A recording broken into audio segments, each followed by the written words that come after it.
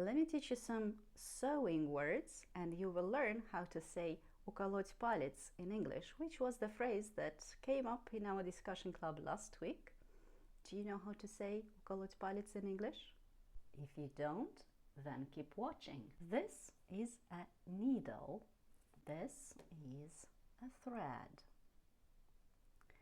You need to put the thread through this little hole in the needle, which is called the eye of the needle, or you can say to thread the needle, and you can sew.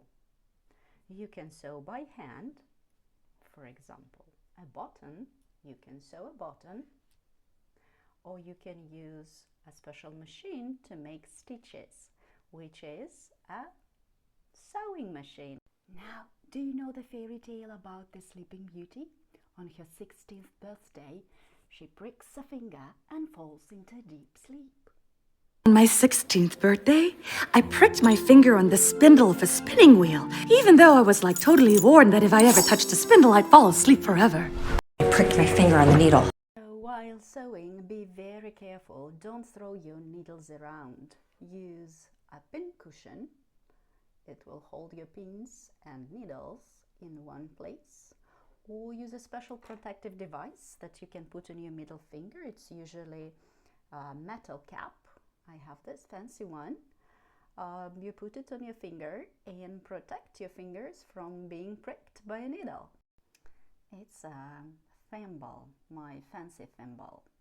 In the ancient times, thimbles were a sign of status. Wealthy people had their thimbles made of silver or gold, sometimes decorated with jewels. Also, thimbles were used to measure small amounts of liquid, like medicine or alcohol. That's why in English we have a phrase, a thimbleful of, meaning a very small amount of something, like a thimbleful of wine. I'm afraid they didn't have a thimbleful of choice in the matter. In good working order, your suit won't lose more than a thimbleful of water a day.